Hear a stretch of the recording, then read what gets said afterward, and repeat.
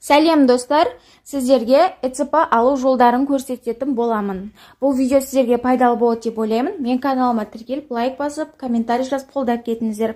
Google-ға кіріп аласыздар және Национальный удостоверяющий центр деп жазасыздар. PKI gov.kz деп жазасыздар. Міне осылай басты бетке кіресіздер. Мне кірілген кезде осылай получение ключа ЭЦП без посещения ЦОН деп тұр. Соған кіресіздер.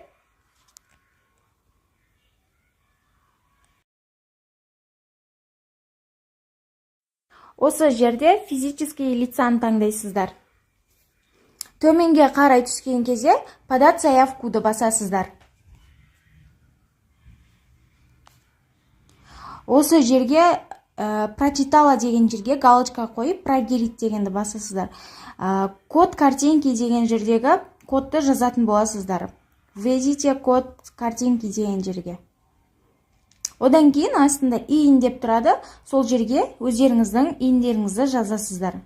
Жазып болғаннан кейін проверить иін деген жерге жібересіздер.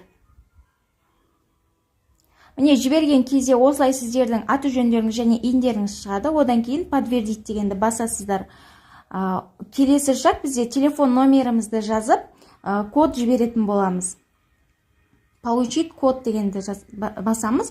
Одан кейін сіздердің номерлеріңізге, базаға тіркелген номерлеріңізге код келеді. Сол кодты осы жерге жазатын боласыздар.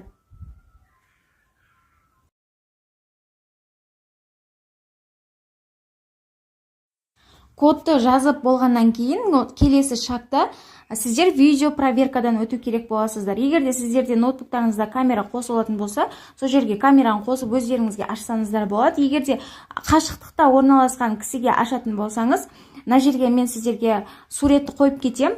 QR-ды сканерлен өткізіп, келесі адамға ссылка арқылы жіберіп, видеодан өткізе аласыздар. Сол арқылы осылай QR-дан өткізіп келесі шаққа өткізетін боласыздар.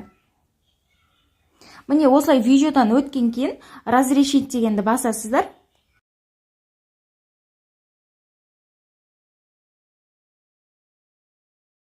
Сіздер алдын ала ЭЦП-ны сақтайтын файлды ашып дайындап қоясыздар. Одан кейін осылай галочка қоясыздар. Таныстым деп. Әрі қарай енгізуді басасыздар. Кілт қоймасын таңдау және тапсырыс беру деген жерге басып, жаңағы новыйдан ашып қойған файлдарыңызды осы жерде сохранить етесіздер.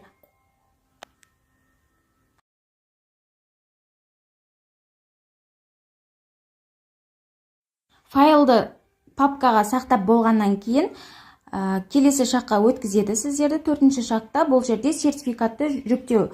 Осыны басасыздар.